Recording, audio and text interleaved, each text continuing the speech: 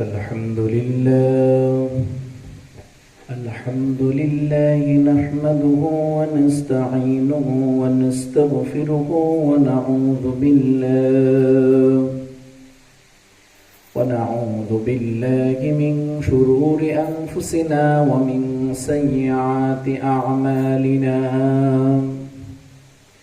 من يهد الله فلا مضل له ومن يضلله فلا هادي له. ونشهد أن لا إله إلا الله وأن محمدا عبده ورسوله. أرسله بالحق بشيرا ونذيرا بين يدي الساعة.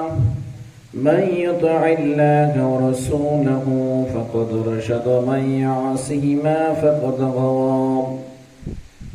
أما بعد فقد قال الله تعالى في كلامه المجيد وفرقانه الحميد: أعوذ بالله من الشيطان الرجيم.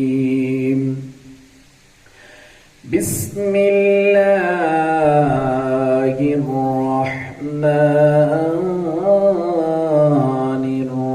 الرحيم. الذين آمنوا ولم يلبسوا إيمانهم يظلم أولئك لهم الأمان وهم مهتدون. صدق الله العظيم.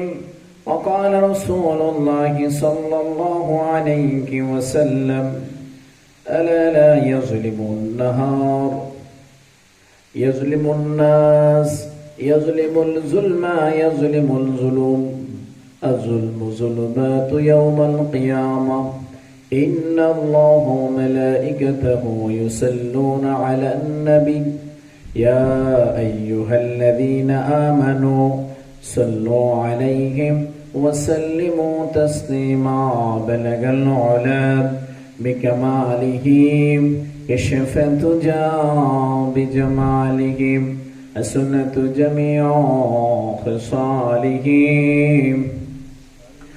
صلوا عليهم. আলহামদুলিল্লাহ, মহান আল্লাহ পাক রব্বুল আলামিনের দরবারে অসংখ্য কোটি শুকরিয়া জানাই যে রব্বুল আলামিন আজকে এই মুহররম মাসের দ্বিতীয় জুমায় পৃথিবীর শ্রেষ্ঠতম জায়গা আল্লাহর ঘর মসজিদে আসার বসার যেই সুযোগটুকু দান করেছেন, এই জন্য আমরা সকলেই শুকরিয়া তার আদায় করি। আলহামদুলিল্লাহ।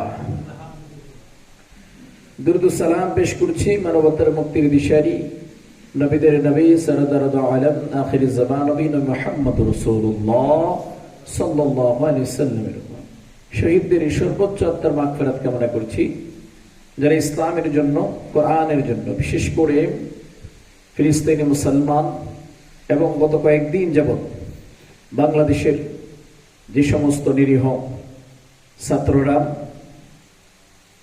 নরপিশাচ থেকে জুলুমদের হাতে, জুলুমকারীদের বুলেটের নিক্ষেপে তাজা রক্তগুলা ঝরে শহীদ হয়েছে, আল্লাহ পাক যেন ওই সমস্ত শহীদদেরকে জান্নাতের সর্বোত্তম মাকাম জান্নাতুল ফেরদৌস নসিব করে দেয়, সকলে আমিন। যারা অসুস্থ আছে, এখনো পর্যন্ত যে প্রেক্ষাপট শোনা যায়, প্রায় 100-র উপরে ছাত্রছাত্রী বাংলাদেশে শহীদ হয়েছে, প্রায় 1000-এর উপরে ছাত্রছাত্রীগুলো মারাত্মকভাবে অসুস্থ অবস্থায় আছে। আল্লাহ পাক যেন আমাদের এই সোনার বাংলাদেশকে শান্তিময় করে, সকলে আমিন। সম্মানিত মুসলিম কিরাম, এই মুহররম মাস কারবালার মাস হিসেবে যে চিহ্নিত, যে কারবালার প্রান্তরে রক্তে রঞ্জিত হয়েছিল ইমাম হুসাইনের রক্ত দ্বারা, শিশুপুত্র আসগরের রক্ত দ্বারা সেই কারবালায় আবার ফিরে এসেছে জুলুমদের হাত থেকে, জুলুমকারীদের সে সোনার দেশে আজকে কয়েকদিন যাবৎ কারবালার মতোই রক্তে রঞ্জিত হচ্ছে গোটা দেশ।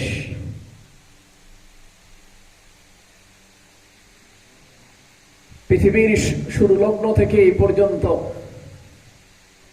যে সমস্ত নাফরমানেরা জুলুম করে, অত্যাচার করে নিজের ক্ষমতাকে টিকিয়ে রাখার জন্য, ইসলামকে দুলিশ্বাত করার জন্য, কোরআনকে মুছে ফেলে দেওয়ার জন্য যুগে যুগে যারা এই চেষ্টা করেছে তারা নিজেরাই দুলিশ্বাত হয়ে গেছে, ধ্বংস হয়ে গেছে। ইসলাম ইসলামের জায়গায়, কোরআন কোরআনের জায়গায় রয়ে গেছে। জোরে বলেন না সুবহানাল্লাহ। মুসা কারিমুল্লাহ থেকে শুরু করে যারা নিজেদেরকে ইসলামের ধারক বাহক হিসেবে পরিচয় দিয়েছেন, ইসলামের ধারক বাহক হিসেবে পরিচয় দিয়েছেন, কিন্তু ফেরাউন তারা সেটা মানতে রাজি না। ফেরাউন নিজেই অস্তিত্ব বড়াই করে, খোদা দাবি করে সেখানে বসে মানুষের উপরে জুলুম করে, সত্য কণ্ঠকে রোধ করে দিয়ে, মিথ্যাকে প্রশাস্ত করে দিয়ে তার ক্ষমতাকে টিকিয়ে রাখার জন্য যেই আপ্রাণ চেষ্টা করেছেন, আল্লাহ রাব্বুল আলামিন ছাড় দিয়েছেন কিন্তু ছেড়ে দেয় নাই। এই জুলুম করলে আল্লাহ রাসূল সাল্লাল্লাহু আলাইহি সাল্লাম বলেছেন, যারা জুলুম করে, আয-যুলমু যুলুমাতু ইয়াউমাল কিয়ামা, জুলুম তার জন্য কিয়ামতের ময়দানে বিশাল আকারের অন্ধকার হয়ে, বিশাল আকারের আগুনের নক্ষত্র হয়ে তার সামনে এসে দেখা দিবে, তাকে আলিঙ্গন করবে, আমি তোমার জুলুম, তুমি দুনিয়ার মধ্যে থেকে তুমি জুলুম করেছো। জোরে বলেন নাউযুবিল্লাহ। আজকে জুলুম আমার ক্ষমতা আছে বিদায় আমি একজনকে আঘাত করে ফেলবো, আমার ক্ষমতা আছে বিদায় আমি একজন মানুষকে দ্বিখণ্ডিত করে ফেলবো, রক্তে রঞ্জিত করে ফেলবো। সে কারবালার প্রান্তরের মতন অবস্থার মধ্যে হয়ে গেছে। ইমাম হুসাইন বারবার করে যখন আক্ষেপ করে বলেছিলেন, এতগুলা মুসলমান, এতগুলা মুমিন এখানে আছে, মুসলমান দেখা যায়, কিন্তু আফসোস ইমানদার, পরিপূর্ণ ইমানদার একজন ব্যক্তিও এই প্রান্তে নাই। জোরে বলেন নাউযুবিল্লাহ। কতটা কঠিন করে কথাগুলো তিনি বলেছিলেন। এমনকি সেটা ঘাটলে দেখা যায় যে ইমাম হোসেনের যে কণ্ঠকে রোধ করা যাওয়ার জন্য শিশুপুত্র আসগরকে এক পেয়ালা পানি যখন পান করার কথা বলা যখন হয়েছিল, যখন তাকে বলা হলো শিশুপুত্র আসগরের একটা কোষ পানি পেয়ালা পান করান, কারণ এমন অবস্থা হয়ে গেছে ঘরের পানি পর্যন্ত শেষ, বুকের স্তনে দুধ পর্যন্ত শুকায় গেছে, এখন শুধুমাত্র এই ফুরাত নদীর তীরের পানি ছাড়া বিকল্প করার রাস্তা নাই, আপনি একটা ফোঁটা হলো, এক কোষ হলো তাকে পানি পান করে আনেন। ইমাম হোসেন শিশুপুত্র আসগরকে নিয়ে যখন ফুরাত নদীতে সামনে গেলেন, শত্রুরা চতুর্দিকে ঘিরে আছে। ইমাম হোসেন বললেন, আমার জন্য আমি পানি চাইতে আসি নাই, আমার পরিবারের জন্য আসি নাই। ও নবীর সাহাবারা, তোমরা একটু তাকায়া দেখো, আমার সন্তানটা পানির জন্য জিহ্বাটা ভিড় করে এইভাবে শুকনো শুকনো আবহাওয়াটা পর্যন্ত দেখিয়া যাচ্ছে।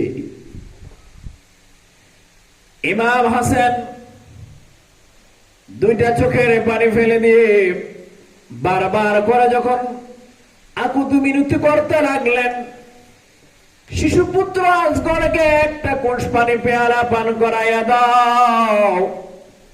এই ফুরাত নদীর তীরে কত পশু পানি খায়, কত মানুষে পানি খায়, কত জীব জানোয়ারে পানি খায়, আমার সন্তানটার জন্য এক কোষ পানি কি আমি বরাদ্দ পাই না? ও নবীর সাহাবারা, তোমরা যারা আমাকে হত্যা করতে আসছো, তোমরাই তো আমাকে কোলে নিয়েছিলে, তোমরা তো আমার নানার ছায়ায় ছিলা। আজকে আমাকে ক্ষমতার লোভে অন্যায়ভাবে হত্যা করতে আসছো। হত্যা করো, তাতে সমস্যা নাই, এই সন্তানটাকে একটু পানি পেলাইয়া দাও। এজিদের বাহিনী থেকে সরাসরি উত্তরে আসলো ইমাম হুসাইন। এই ফুরাত নদীর তীরে থেকে পানি পশুও খাবে, জীবে খাবে, জন্তু খাবে, মানুষে খাবে, কিন্তু তোমার পরিবারের জন্য এক ফোঁটা পানিও এখান থেকে বরাদ্দ নাই। জোরে বলেন নাউজুবিল্লাহ। একটা ফোঁটা পানি তোমার এখান থেকে বরাদ্দ নাই। তুমি এখান থেকে পানি দূরে কিছুই পাবে না। আর আরেকজন এসে বলো যে পানি খেতে চাও, তার নেওয়া পানি। এরকম করে সেখান থেকে যখন ইমাম হুসাইনকে লক্ষ্য করে যখন তীর ছুড়লেন, তীর নিক্ষেপ করলেন, সেই তীরটা দেয়া শিশু পুত্র আজগরের বুকের এই পাশ থেকে ওই পাশ পর্যন্ত বাহির হয়ে গেছে। আজগর শহীদ হয়ে গেছে। জোরে বলেন নাউজুবিল্লাহ। শহীদ হয়ে গেছে। ইমাম হুসাইন দৌড়ে গেলেন, বিবিরে, সন্তানকে পানি পেয়ালার জন্য, সন্তানকে পানি খাওয়ার জন্য আমি নিয়েছিলাম। সন্তানকে পানি খাওয়াইতে পারি নাই, দুনিয়ার পানি খাওয়াইতে পারি নাই। ও বিবি, আমি আমার সন্তানকে জান্নাতের পানি খাওয়াইয়াছি। জোরে বলেন না সুবহানাল্লাহ।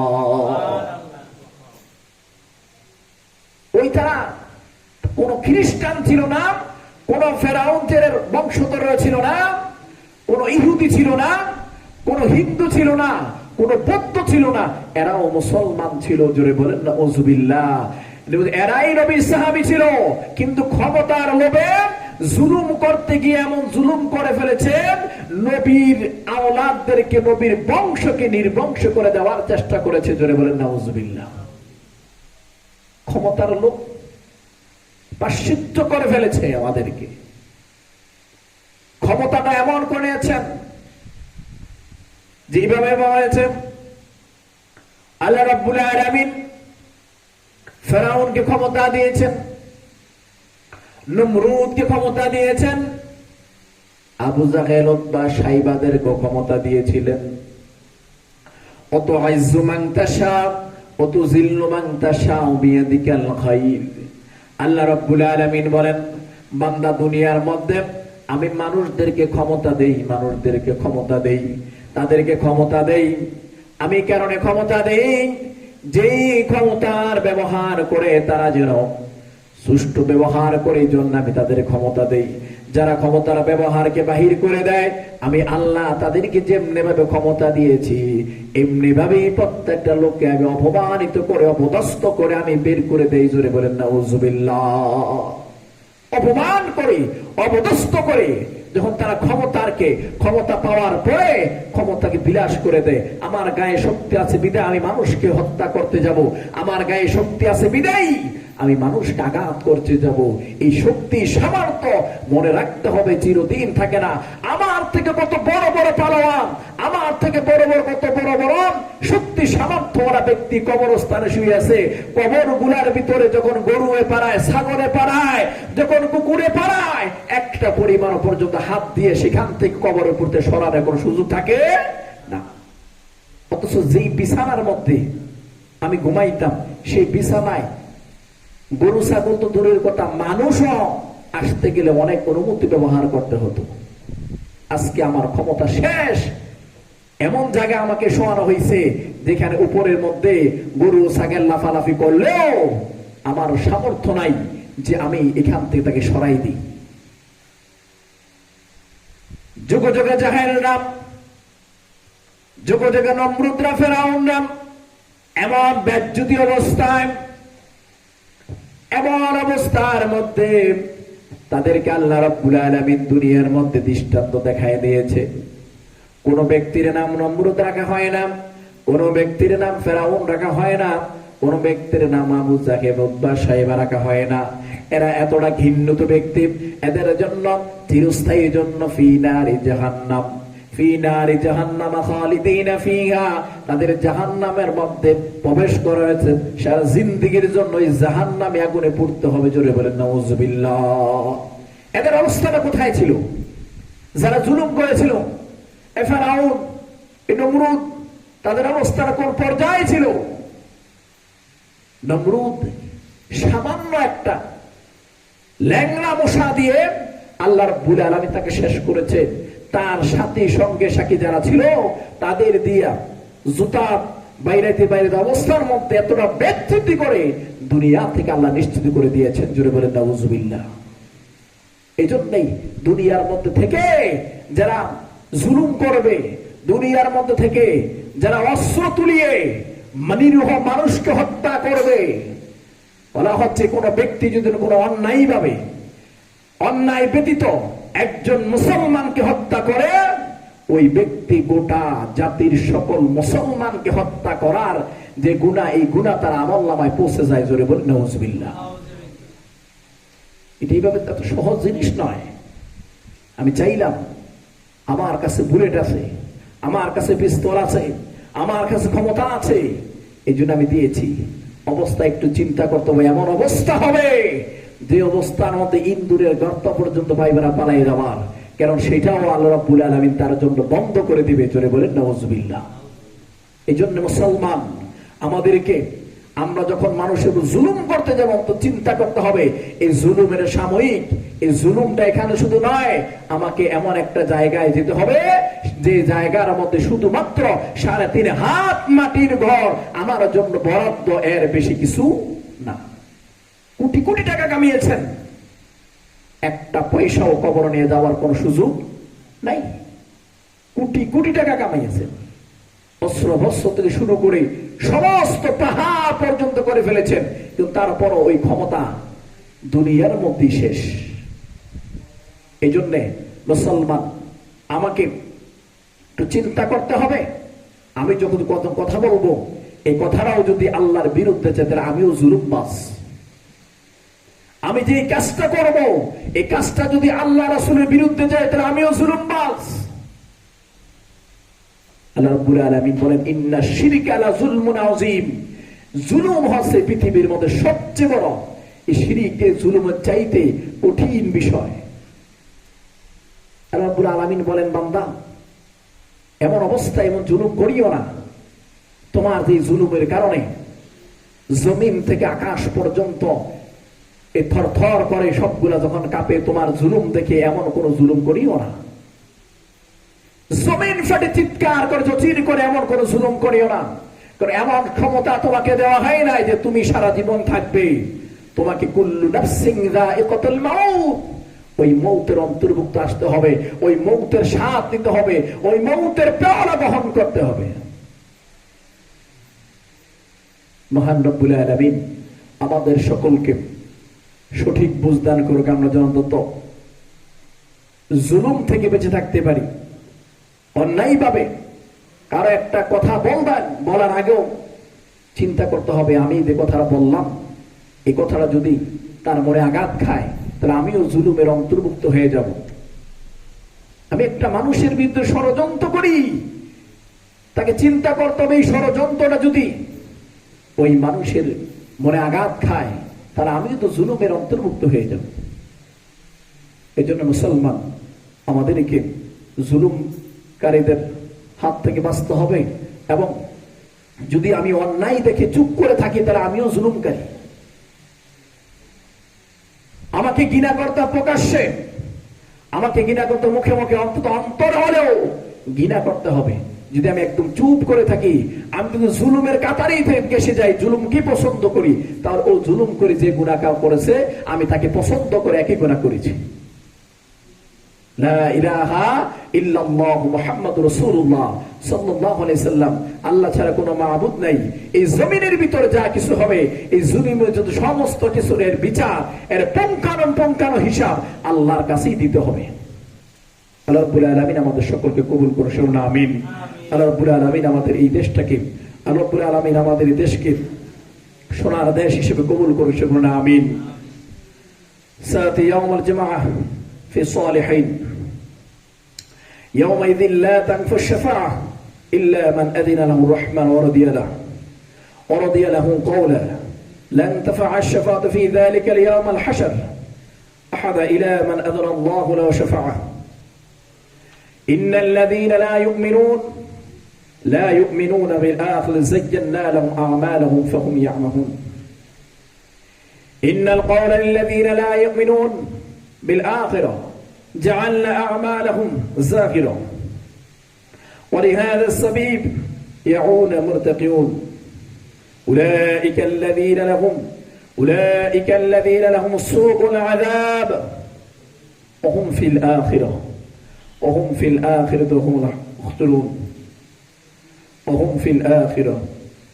وهم في الآخرة هم الأكثرون هم قوم لهم عذاب الشديد وهم في الآخرة عذاب هم في الآخرة أشد العذاب تلك الدار الآخرة نجعل الذين يريدون علوا في الأرض ولا فساد والعاقبة للمتقين إنهم لا يرجعون أن يتبعوا صدر في الأرض ولا يردون إنا إذا لا راجعون وما هذه الحياة الدنيا إلا لعب وله ونعم رضا قال رسول الله صلى الله عليه وسلم من شر أن ينزل يوم القيامة كأنه رأي عين فليقرأ إذا الشمس إذا كورت وإذا السماء انفطرت رسول الله صلى الله عليه وسلم من أراد يرجو منزل يوم القيامة فليقرأ سورة التكوير يقرأ النشاء الترمذي أن ابن مسعود رضي الله تعالى عنه قال رسول الله صلى الله عليه وسلم قال ما قسم الله للدين في الآخرة إلا على قدر ما قل بدعكم رواه عائشة رضي الله تعالى قال رسول الله صلى الله عليه وسلم قال سمعت رسول الله الحديث إلى الموت وهو أشرع معانا وأجرهم في البحر فإنه يركون بعد ذلك مسند إلي بعده أيه أشد لكم فاذكرون أغفر الله إن الله يغفر الذنوب جميعا إنه هو الغفور الرحيم. جنا سنة